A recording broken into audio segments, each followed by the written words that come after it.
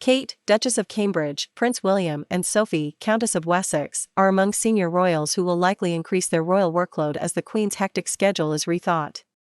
Joe Little, managing editor of Majesty magazine, said Her Majesty, 95, may see a readjustment in her relentless itinerary following a night in hospital for unspecified reasons. He said, "The thing about the Queen's schedule is that it sometimes seems to be often all crammed together. There will be a period of intense activity and then all will go quiet. But I suppose it will have to be reassessed to pace it. It used to make sense to cram all these things together. But when you get to 95, clearly those rules no longer apply."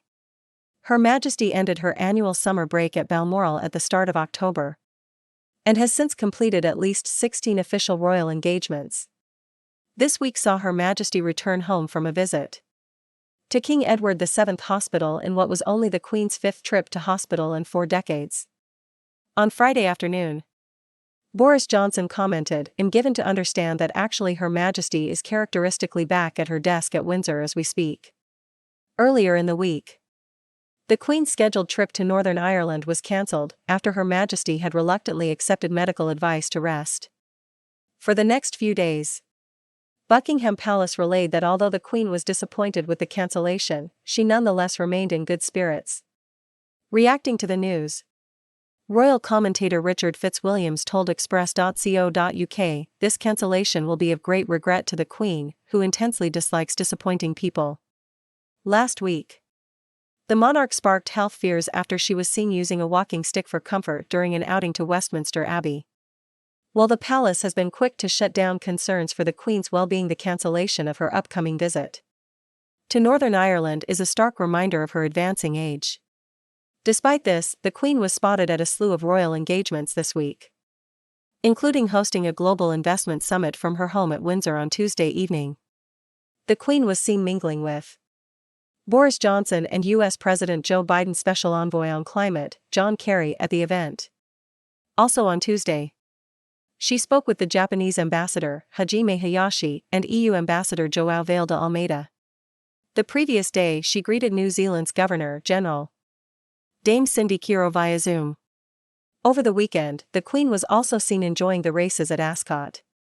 However, despite her jam-packed schedule of royal engagements, she appears to be leaning on younger members of the firm more than ever since the death of her beloved husband in April. She was accompanied by her son, the Prince of Wales, and Camilla, Duchess of Cornwall, as she visited Cardiff to open the Synod last week. Mr. Fitzwilliams told Express.co.uk she has been increasing her activities recently and opened the Scottish and Welsh parliaments, as she is so important as a symbol of national unity.